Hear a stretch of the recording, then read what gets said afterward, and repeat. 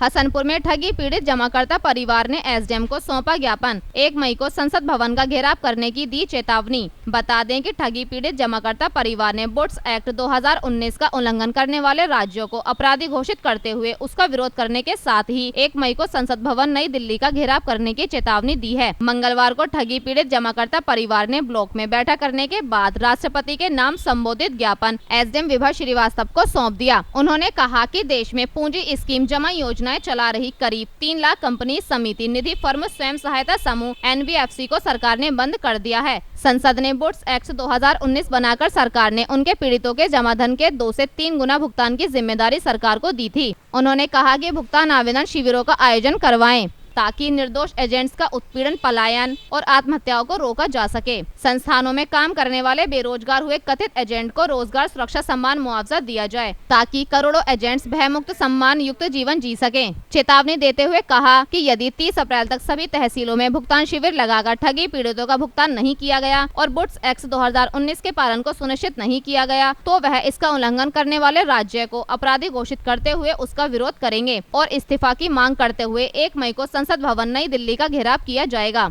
इस अवसर पर Manoj Kumar, doctor Munna, doctor Hanif, master Rakesh Chauhan, Shashi Chauhan, Kamlesh, doctor Ali Haseen, Jagdish Singh, Than Singh, doctor Lakhan Singh, Vedpal Singh Arya, Sohan Lal Singh, Prem Singh, Dilshad, Abrar Ahmed, Sabir Ali, Munesh Kumar आदि मौजूद रहे।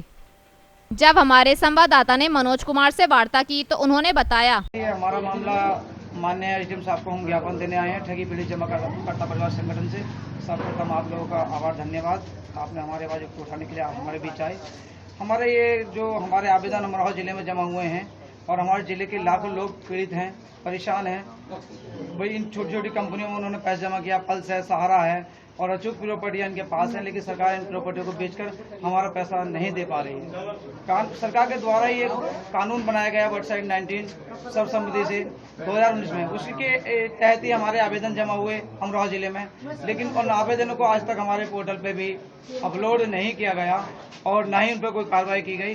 हम माननीय उपजल अधिकारी जी को ज्ञापन दिया है कि हमारे आवेदनों पर कार्रवाई की जाए और हमारा भुगतान सभी का जिले के लोगों को दिया जाए।